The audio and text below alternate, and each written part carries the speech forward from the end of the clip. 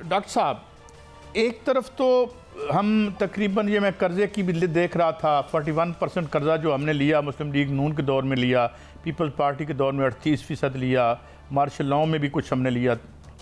اب سوال یہ ہے ڈاکٹر صاحب میرا آپ سے کہ ایک طرف تو آپ ٹیکس کی برمار کر رہے ہیں، بجلی کے بلوں نے جی دو بھر کر دیا ہے۔ میں باہر جاؤں مارکیٹ میں تو ہر آدمی جو تھوڑا بہت پہچانتا ہے اسی پہ بات کرتا ہے۔ ڈیلی خبر آئی ہے کہ 71.8 ارب روپے سرکار قرض لے رہی ہے، چاہے کمرشل بینکوں سے لے چاہے ظاہر وہیں سے لے رہی ہوگی۔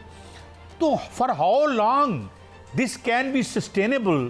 وی have two examples of Sri Lanka and also Kenya, اور کینیا میں تو اللہ نہ کرے، اللہ ہمیں محفوظ رکھے، اس سے پہلے ہم واپسی کا سفر کریں۔ But if this continues, scenario کیا نظر آ رہا ہے آپ کو؟ دیکھیے سینیریو تو واضح ہو چکا ہے کافی حد تک، معاشی حالات اور فائنینشیل کنڈیشنز کے لحاظ سے۔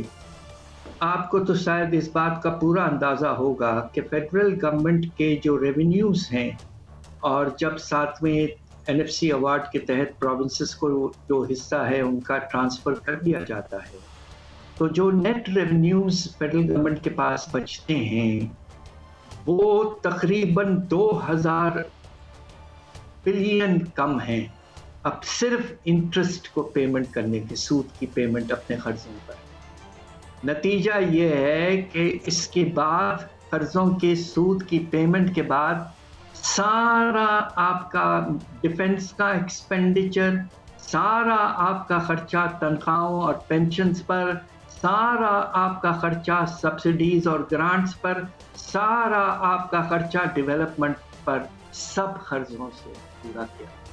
یہ سسٹینیبل نہیں ہے، اور خدا نہ خواستہ 5 سال کے بعد پاکستان کا ٹوٹل ڈیٹ، ہمارا پروجیکشن یہ ہے کہ خدا نہ خواستہ 100% ہو جائے گا GDP کا، یعنی کہ پوری اکانومی آپ کی ڈیٹ پہ چلی جائے گی ایک لحاظ سے۔ اور اس وقت تقریباً 4 لاکھ تک پہنچ گیا ہے فی ایک پاکستان کے شخصی پر لون کا قرضہ، اور کا جو بوجھ ہے وہ 4 لاکھ روپے تک پہنچ رہا ہے۔ حیرت انگیز اعداد شمار ہیں، اور ہم بے پناہ، ہم سب جب ریسرچ کرتے ہیں بہت پریشان ہوں۔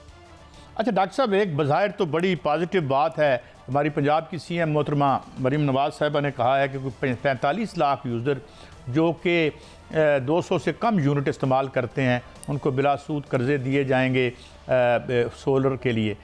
کیا IMF الاؤ کرے گا ان دیز گیون سچویشن اس کو، یا اس کے راستے میں بھی وہ رکاوٹ بن سکتا ہے؟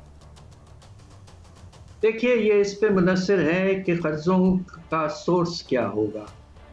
اگر قرضوں کو مناسب طریقے سے کمرشل بینکوں سے لیا جائے گا، اور پنجاب کا بھی اپنا ایک بینک ہے، تو یہ ایک نارمل ٹرانزیکشنز کے تحت ہو سکتا ہے۔ مگر اگر مجبوراً پنجاب کی حکومت کو اپنے ڈیولپمنٹ بجٹ سے یہ پیسے نکال کر دینا پڑے گا، تو اس پر یقیناً IMF کے آبجیکشن ہوں گے۔ مگر IMF commercial bank borrowings for priority reasons پہ کوئی خاص آبجیکشن نہیں کرے گا۔ So it has to be commercial bank borrowing, یعنی it depends upon how you manage it. اچھا ڈاکٹر صاحب، IMF نے زرعی آمدن پر بھی جو 45% ٹیکس لگانے کی تجویز، یہ سٹیگرنگ فگرز ہیں۔ ہم ابھی پراپرٹی کا سن رہے تھے کہ نان فائلر جو ہے 45%، یہ کیسے سسٹینیبل ہے؟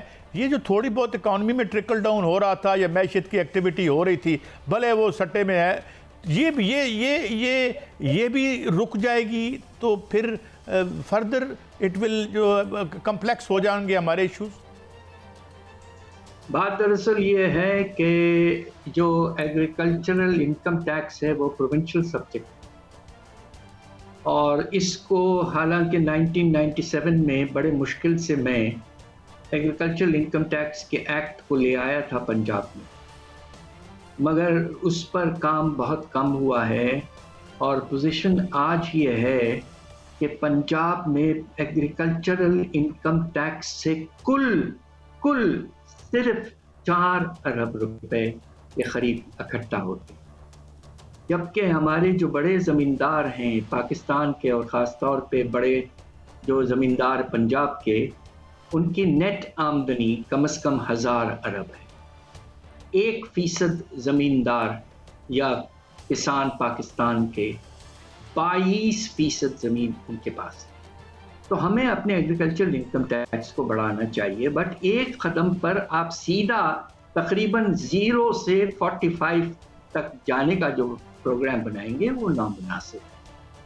آپ کو انکریمنٹلی چلنا چاہیے اور کوشش یہ کرنا چاہیے کہ ایک نظام آپ کا پیدا ہو، اور اگر پروونسز کلیکٹ نہیں کر پا رہے ہیں تو کلیکشن کی رسپانسبلٹی فیڈرل گورنمنٹ کو دیں اور آہستہ اس کو ڈیولپ کریں۔ ہمارا اندازہ یہ ہے کہ اگر آپ مناسب فکس ریٹس کریں فی ایکڑ تاکہ نظام بڑا سمپل سا ہو، تو تقریباً 450 سے 500 ارب آپ کلیکٹ کر سکتے ہیں، اور اس نظام کو آگے لے جانا ضروری اب ہو گیا ہے۔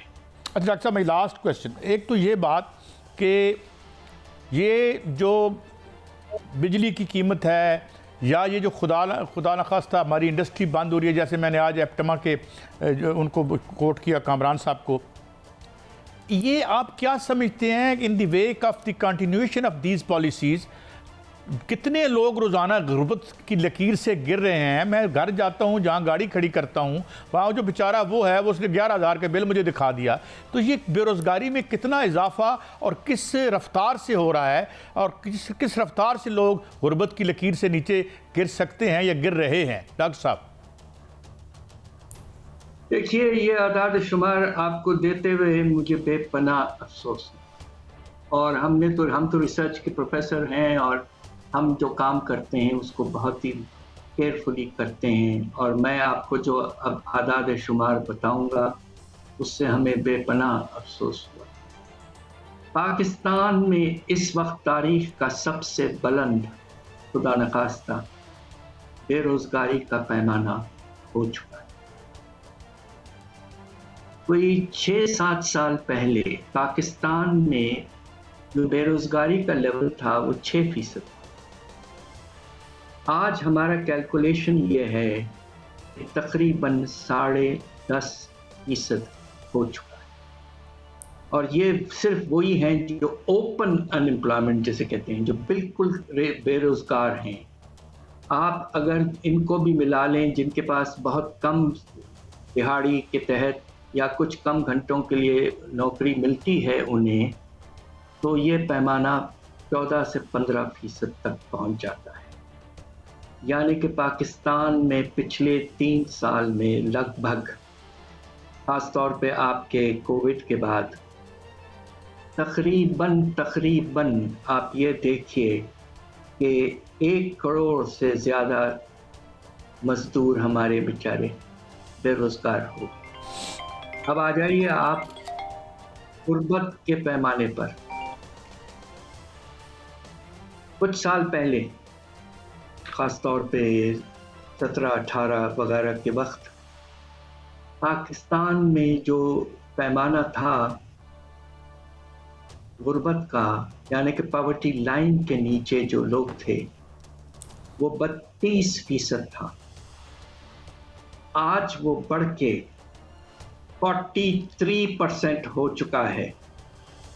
یعنی کہ اس وقت پاکستان کے 10.4 کروڑ لوگ غربت کے لکیر کے نیچے جا چکے ہیں، اور اس میں سالانہ اضافہ جو ہو رہا ہے، مجھے افسوس سے کہنا پڑ رہا ہے کہ اس میں جو اضافہ ہو رہا ہے وہ آپ یہ دیکھیے کہ سالانہ 2% اضافہ ہوتا ہے، اور یہ 2% جو ہے یہ آپ کے یعنی کہ تقریباً 50 لاکھ لوگ اور سالانہ ہر سال، یعنی ان میں اضافہ ہو رہا ہے، یعنی ہر سال کہہ رہے ہیں۔